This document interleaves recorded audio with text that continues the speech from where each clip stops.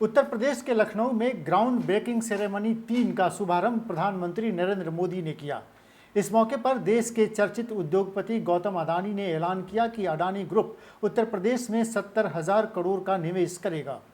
Ground breaking ceremony में मौजूद मंगलम बिरला बोले, हौसला बना लिया उड़ान का, तब देखना फिजूल कद आसमान का। लखनऊ में शुक्रवार को GBC 3 यानी ग्राउंड ब्रेकिंग सेरेमनी 3 का उद्घाटन प्रधानमंत्री नरेंद्र मोदी ने किया।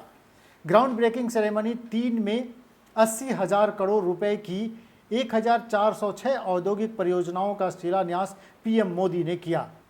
प्रधानमंत्री ने कहा कि उत्तर प्रदेश की युवा शक्ति पर भरोसा करने के लिए निवेशकों का धन्यवाद। उत्तर प्रदेश के युवाओं की प्रतिभा, उनका संकल्प और समर्पण आपके सभी सपनों को पूरा करेगा। उत्तर प्रदेश में 80,000 करोड़ रुपए से ज़्यादा के निवेश से संबंधित समझौते हुए हैं। ये रिकॉर्ड निवेश उत्तर प्रदेश में रोजगार के हजारों नए अवसर बनाएंगे। ये भारत के साथ ही उत्तर प्रदेश की ग्रोथ स्टोरी को बढ़ते दिखाता है। दुनिया आज जिस भरोसेमंद साथी को तलाश रही है, उस पर खरा उतरने का सामर्थ्य सिर्फ हमारे लोकतांत्रिक भारत के पास है। प्रधानमंत्री ने कहा कि काशी का सांसद हूँ, आग्रह है कि समय निकालकर मेरी काशी को देख आइए। पुरातन काशी इतनी नई नवेली हो सकती है, यह उत्तर प्रदेश सरकार के संकल्प से ही संभव हुआ है। उत्तर प्रदेश की ताकत का जीता जागता ये उदाहरण है।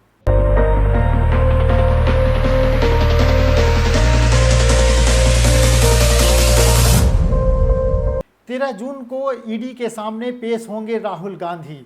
जांच एजेंसी के नोटिस के बाद राहुल गांधी ने मांगी थी नई डेट। नेशनल हेराल्ड केस में राहुल गांधी को अब 13 जून को प्रवर्तन निदेशालय के सामने पेश होना है। ईडी ने राहुल और सोनिया को समन भेजा था। इसके बाद राहुल गांधी ने जांच एजेंसी से नई डेट मांगी थी। इसी मामले में सोनिया गांधी को 8 जून को जांच में शामिल होना है।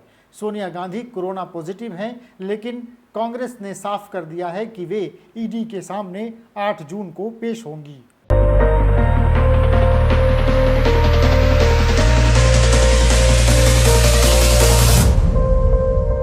देश में कोरोना के बढ़ते केस के बीच प्लेन में कोविड प्रोटोकॉल पर दिल्ली हाईकोर्ट ने सख्त निर्देश दिए हैं।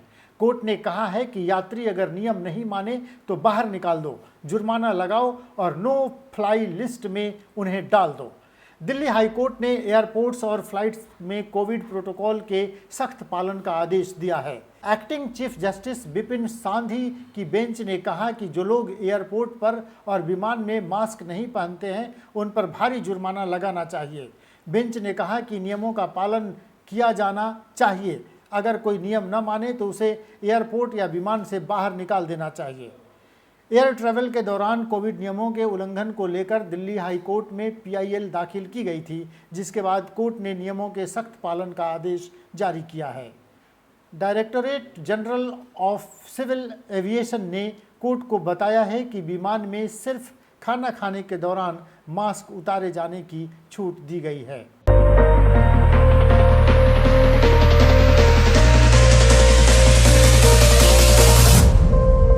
खबर है कि सोनिया गांधी के बाद प्रियंका गांधी भी कोरोना पॉजिटिव हो गई हैं। प्रियंका गांधी ने खुद को होम क्वारंटाइन कर लिया है।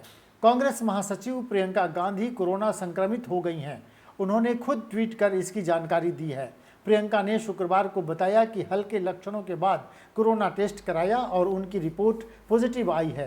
प्रियंका ने ट्वीट कर कहा कि मैंने हल्के लक्षणों के बाद कोविड-19 का टेस्ट कराया है। सभी प्रोटोकॉल का पालन करते हुए मैंने खुद को होम क्वारंटाइन कर लिया है। मैं उन लोगों से अनुरोध करूंगी कि जो मेरे संपर्क में आए हैं वे सभी आवश्यक सावधानी बरतें। बताते चलें कि एक दिन पहले कांग्रेस अध्यक्ष सोनिया गांधी की कोरोना रिपोर्ट भी पॉजिटिव आई थी।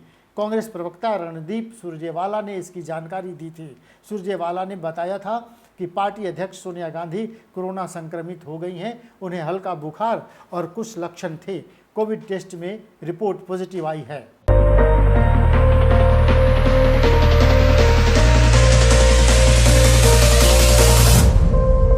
कार के शौकीनों के लिए खुशखबरी है। एम्बेसडर कार की नए अवतार में वापसी हो रही है। एम्बेसडर कभी अफसरों से लेकर CM PM की शान की सवारी थी, जो अब एक बार फिर नए अवतार में आपके बीच आ रही है। एम्बेसडर सिर्फ कार नहीं, इससे कई इमोशंस भी जुड़े हैं। साल 2014 में प्रोडक्शन बंद होने के बाद अब एक बार फिर एम्बेसडर मार्केट में आ रही है।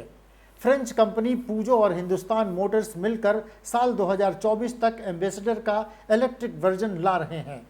किसी ने एम्बेसडर से पहली बार गाड़ी चलाना सीखा तो किसी के लिए ड्रीम कार रही। एम्बेसडर को शान की सवारी, हाथी गाड़ी जैसे कई नाम दिए गए। भारत की पहली मोटर कार 1958 में शुरू हुई थी एम्बेसडर, और 2014 में इसका प्रोडक्शन बंद हो गया था। अब यह शान की सवारी एक बार फिर भारत की सड़कों पर फर्राटे भरने को तैयार हो रही है। ब्यूरो रिपोर्ट, विमर्श न्यूज़।